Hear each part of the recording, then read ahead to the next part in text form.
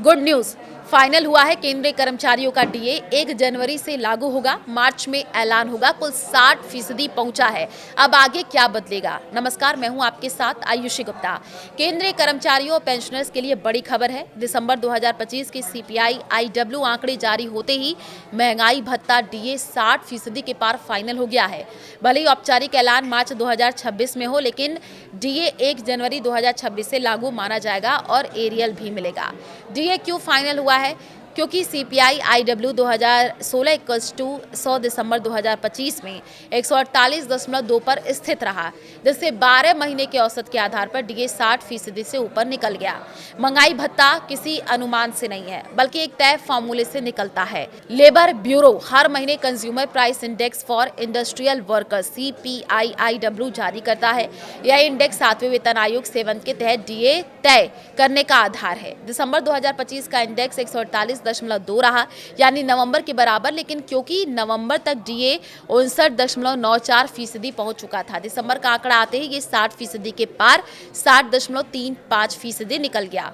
सरकार डीए को हमेशा निकटतम पूर्णांक यानी कि राउंड ऑफ करके लागू करती है, इसलिए अब 60% डीए तय माना जा रहा है। दिसंबर 2025 के सीपीआईडब्ल्यू आंकड़े क्या कहते हैं? तो दिसंबर 2025 में सीपीआईडब्ल्यू देखिए 148.2 अंक पर स्थिर रहा। सालाना महंगाई YOY इन्फ्लेशन 31.3% रहा। दिसंबर 2024 के मुकाबले महंगाई कम है, तब 3.53% थी। इसका मतलब यह है कि महंगाई बहुत तेज नहीं बढ़ी है, लेकिन पिछले 12 महीनों का औसत इतना बढ़ गया कि डीए 60% पार कर गया है। मार्च में ऐलान होगा, लेकिन लागू जनवरी से। ऐसा क्यों हो रहा है? ये डीए की स्टैंडर्ड सरकारी प्रक्रिया है।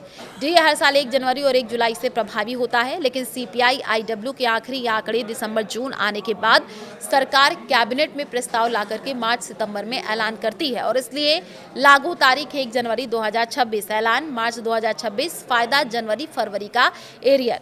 सैलरी और पेंशन पर कितना असर पड़ेगा? अब बात सबसे ज़रूरी सवाल की कि जेब पर असर कितना होगा।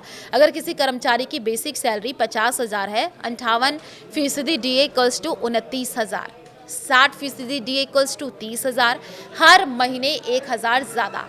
पेंशनर्स के लिए 30,000 बेसिक पेंशन पर डीए बढ़ोतरी से 600 से 700 महीना बढ़ सकता है। ये रकम छोटी लग सकती है, लेकिन लाखों कर्मचारी और पेंशनर्स के लिए ये बड़ा कुल प्रभाव है। डीए से जुड़ी 5 अहम बातें जो आपको जाननी चाहिए।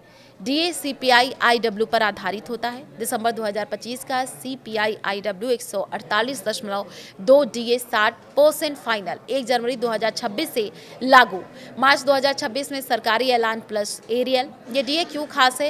ये सिर्फ एक और डीए बढ़ोतरी नहीं है। क्यों अहम है? 7वें वेतन आयोग के तहत 60% एक साइकोलॉजिकल लेवल है। पिछली बार 50% पार होते ही HRA स्ट्रक्चर बदला था। 60% के बाद भविष्य में पे रिसेट की चर्चा तेज होती है, यानी ये डीए बढ़ोतरी आगे की सैलरी पॉलिसी से भी जुड़ती है।